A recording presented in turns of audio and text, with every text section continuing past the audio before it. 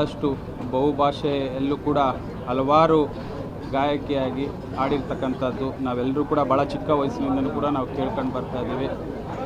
ಮೈಸೂರು ವಿಶ್ವವಿದ್ಯಾಲಯದಲ್ಲೂ ಕೂಡ ಅವ್ರಿಗೆ ಡಾಕ್ಟರೇಟ್ ಪ್ರಶಸ್ತಿ ಸಿಕ್ಕಿರ್ತಕ್ಕಂಥದ್ದು ನಮ್ಮೆಲ್ಲರ ಹೆಮ್ಮೆಯ ವಿಚಾರ.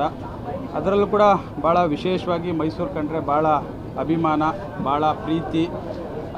ವಿಶೇಷವಾಗಿ ನಮ್ಮೆಲ್ಲರ ಒಂದು ಪುಣ್ಯ ಅಂತ ಅನಿಸುತ್ತೆ. HD ಕೋಟೆ ತಾಲೂಕಿನಲ್ಲೇ ಅವರ ಶವ ಸಂಸ್ಕಾರವನ್ನು ಆಗ್ತಾ ಇರ್ತಕ್ಕಂಥದ್ದು. ಅದರಲ್ಲೂ ಕೂಡ ಭಾಳ ವಿಶೇಷವಾಗಿ ನಮ್ಮ ತಾಲೂಕಿಗೆ ಒಂದು ಗೌರವನೂ ಕೂಡ ಸಿಕ್ಕಿರೋ ರೀತಿ ಆಗಿದೆ. ಯಾಕಂದರೆ ಕಣಿನುಂಡಿ ಗ್ರಾಮ ಸರ್ವೆ ನಂಬರ್ 154ರಲ್ಲಿ 1.5 ಎಕರೆ ಜಾಗವನ್ನು ಅವರ ಅಭಿಮಾನಿ, ಯಾಕಂದರೆ ಅವರ ಕುಟುಂಬಕ್ಕೆ ಭಾಳ ಆತ್ಮೀಯರಾಗಿರ್ತಕ್ಕಂಥ ನವೀನ್ ಕುಮಾರ್ ಅವರು ಆ ಜಾಗವನ್ನು ಕೊಡ್ತಕ್ಕಂಥದ್ದು.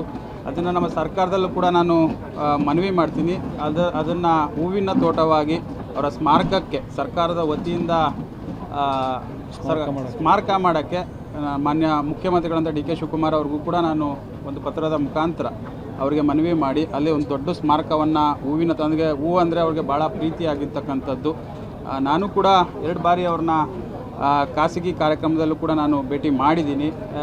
ಒಂದು ಸದರ್ನ್ ಸ್ಟಾರ್ ನಮ್ಮ ಮೈಸೂರಲ್ಲಿರ್ತಕ್ಕಂಥ ಹೋಟ್ಲ್ನಲ್ಲಿ ಖುದ್ದಾಗಿ ಭೇಟಿ ಮಾಡಿರ್ತಕ್ಕಂಥದ್ದು ಕಳೆದ 3-4 ವರ್ಷ ಹಿಂದೆ ಅಂತ ಅನಿಸುತ್ತೆ.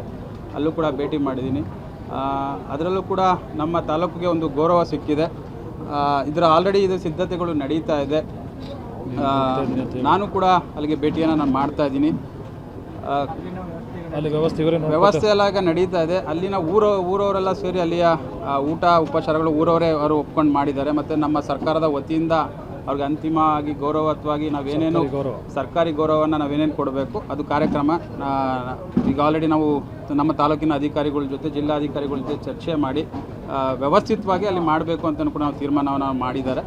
ಅದರಿಂದ ಅವರ ಆತ್ಮಕ್ಕೆ ಶಾಂತಿ ಕೋರ್ತಾ ನಮ್ಮ ತಾಲೂಕು ಕೂಡ ಅವರ ಒಂದು ಕೀರ್ತಿ ತಂದಿದೆ ಅಂತ ಈ ಸಂದರ್ಭದಲ್ಲಿ ನಾನು ತಿಳಿಸೋಕ್ಕೆ ಇಷ್ಟಪಡ್ತೀನಿ. ಧನ್ಯವಾದಗಳು.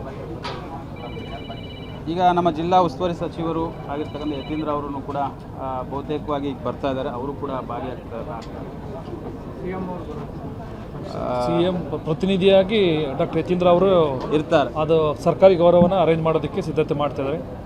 ಮತ್ತು ಡಾಕ್ಟರ್ ಯತೀಂದ್ರ ಅವ್ರದ್ದು ಗುಲ್ಬರ್ಗ ಕಾರ್ಯಕ್ರಮ ಇದ್ದರೂ ಕೂಡ ರದ್ದುಪಡಿಸಿ ಇವತ್ತು ಇಡೀ ಪೂರ್ಣ ಜವಾಬ್ದಾರಿ ತಗೊಂಡಿದ್ದಾರೆ.